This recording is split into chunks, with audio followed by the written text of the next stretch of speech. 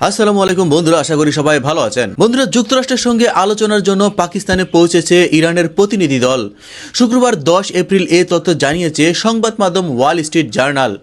ইরানের প্রতিনিধি দলের নেতৃত্ব দিচ্ছেন দেশটির পররাষ্ট্রমন্ত্রী আব্বাস আরাকচি এবং পার্লামেন্টের স্পিকার মোহাম্মদ বাগের গালিবাফ। এদিকে যুদ্ধবিরতির মাঝেই কুয়েত ও সৌদিতে হামলা।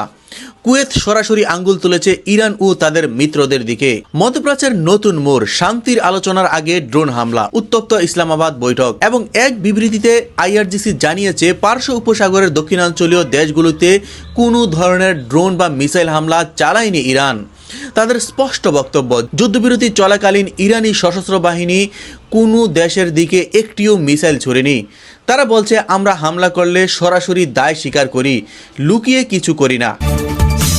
বন্ধুরা, এতক্ষণ শুনছিলেন বড় বড় সংবাদের হেডলাইনগুলো, এখন বিস্তারিত।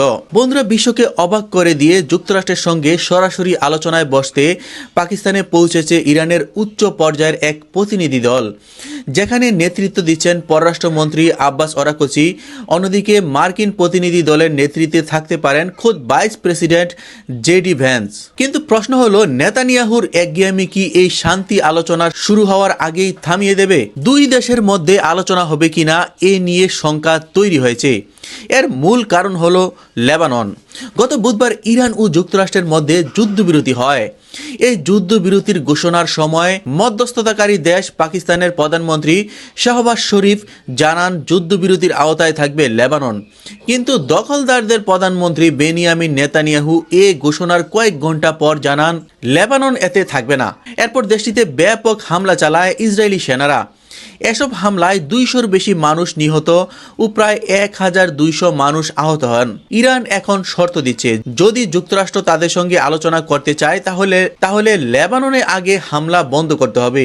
তবে এখন পর্যন্ত তাদের এই শর্ত মানেনি ইসরায়েল। এ নিয়েই মূলত এখন দ্বন্দ্ব চলছে। এর মধ্যে ইসরায়েলি সংবাদ মাধ্যম কান নিউজ জানিয়েছে, ইরান মার্কিনীদের সঙ্গে ইসলামাবাদে সংলাপ স্থগিত করেছে।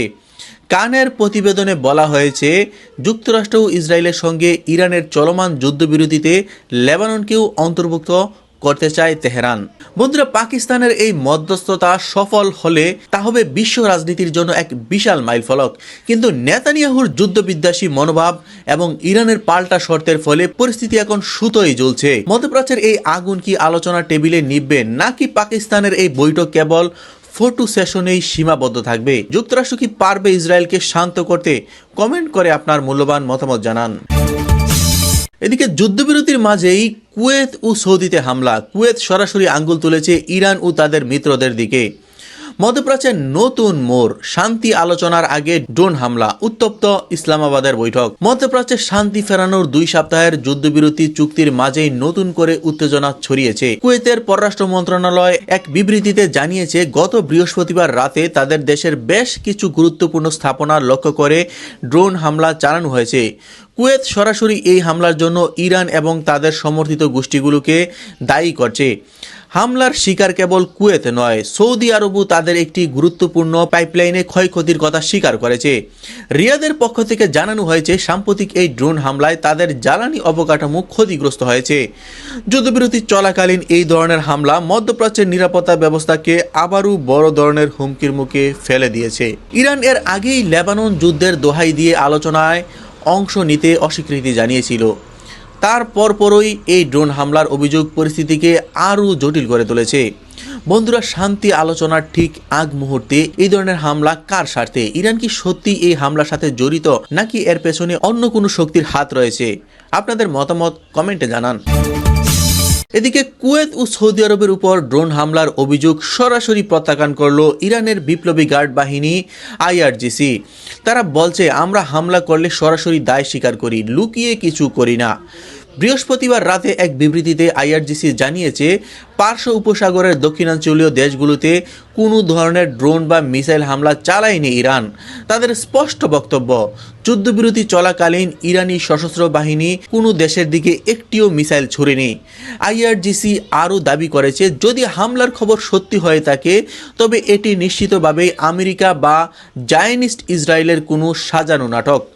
বিবৃতিতে একটি গুরুত্বপূর্ণ পয়েন্ট উল্লেখ করা হয়েছে, আইআরজিসি বলছে ইরান যখনই কোনো লক্ষ্যবস্তুতে আঘাত হানে তারা সাহসের সাথে এবং আনুষ্ঠানিকভাবে সেটি ঘোষণা করে যা তাদের অফিসিয়াল স্টেটমেন্টে নেই। তার সাথে ইরানি সামরিক বাহিনীর কোনো সম্পর্ক নেই। অর্থাৎ কুয়েত বা সৌদিতে হওয়া রহস্যময় হামলার দায়ভার নিতে নারাজ তেহরান। একদিকে কুয়েত সৌদির অভিযোগ, অন্যদিকে ইরানের সরাসরি অস্বীকার। মাঝখানে পরে পাকিস্তানের মধ্যস্থতা কি ভেস্তে যাবে? ইসলামাবাদে কি শেষ পর্যন্ত টেবিল টক হবে, নাকি এই রহস্যময় হামলার জেরে ফের বড় যুদ্ধে জড়াবে পুরো বিশ্ব? আপনার কি মনে হয়, এই হামলাগুলো কি সত্যি ইসরায়েলের কোনো চাল? কমেন্ট করে আপনার মূল্যবান মতামত জানান। এদিকে হিজবুল্লাহর সাথে কোনো যুদ্ধবিরতি নয়, লেবাননকে সাফ জানিয়ে দিল ইসরায়েল। যখন বিশ্ববাসী লেবানন ও ইসরায়েলের মধ্যে এক শান্তির সম্ভাবনা, যুদ্ধবিরতির আশা করছিল, ঠিক তখনই সব আশায় পানি ঢেলে দিল তেল আবিব। ইসরায়েল সরাসরি জানিয়ে দিয়েছে হিজবুল্লাহর সাথে এই মুহূর্তে কোনো প্রকার যুদ্ধবিরতি বা ট্রুস নিয়ে আলোচনা হবে না। যুক্তরাষ্ট্রে নিযুক্ত ইসরায়েলি রাষ্ট্রদূত স্পষ্ট ভাষায় তার লেবানিজ প্রতিপক্ষকে জানিয়ে দিয়েছে যে আলোচনার টেবিল আপাতত বন্ধ। ইসরায়েলের দাবি, হিজবুল্লাহর হামলা বন্ধ না হওয়া পর্যন্ত এবং ইসরায়েলি সীমান্ত থেকে তাদের যোদ্ধাদের সরিয়ে না নেওয়া পর্যন্ত কোনো সমঝোতা সম্ভব নয়। ইসরায়েলের প্রধান শর্ত হল জাতিসংঘ নিরাপত্তা পরিষদের 1701 নম্বর প্রস্তাব পূর্ণ বাস্তবায়ন, অর্থাৎ লিতারি নদীর দক্ষিণ থেকে হিজবুল্লাহর সমস্ত অস্ত্রধারী ও অবকাঠামো সরিয়ে নিতে হবে। ইসরায়েল বলছে যতক্ষণ পর্যন্ত তারা তাদের উত্তর সীমান্তে বাসিন্দাদের নিরাপত্তা নিশ্চিত করতে পারছে না ততক্ষণ এই যুদ্ধ চলবে।